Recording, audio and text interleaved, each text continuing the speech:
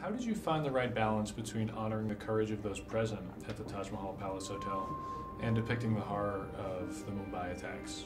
You know, I think one doesn't come without the other. The courage that was demonstrated by the people who lived through this experience, who lived through the attacks, you know, was such because they were scared.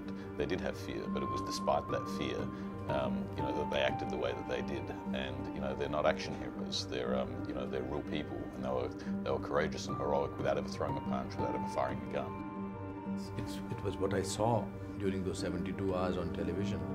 And both the emotions were real. Everybody goes through fear, happiness, sadness. A lot of the times there are moments of levity in the film where people say, well, how can you laugh in a situation so horrific? And that's a survival mechanism, isn't it? That sometimes you just need to live your life and for a split second just forget that you're in this horrific ordeal. So I think it's entirely possible to have conflicting and varying emotions all present at the same time.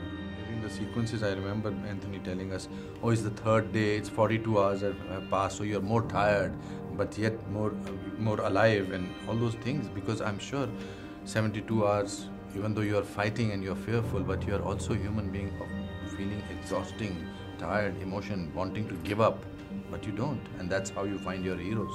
Well, I thought that we needed to show the reality of what they endured, and so we didn't shy away from, you know, from what the real people had to go through during these attacks. More than a decade after the attacks, what can we learn from the film's remembrance of the events? And do you feel that there's a special relevance in today's world?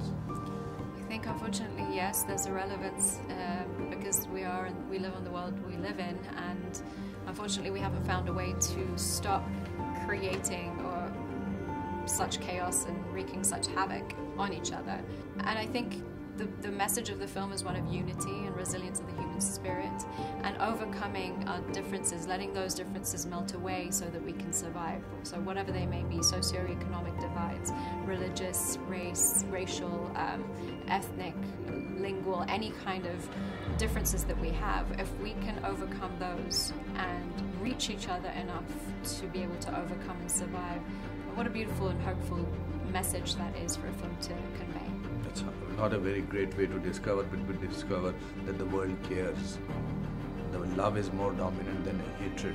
Hopefully the message of the film is maybe we can find a way to overcome that and change that so that we can create a better world. This film is a plea for peace, and it's a film about people of all different races, religions, ethnicities, people from vastly different socioeconomic groups who were all stuck in these attacks, and they came together, and you know, despite their differences, they worked together in order to survive. And you know, I think that message is needed now more than ever.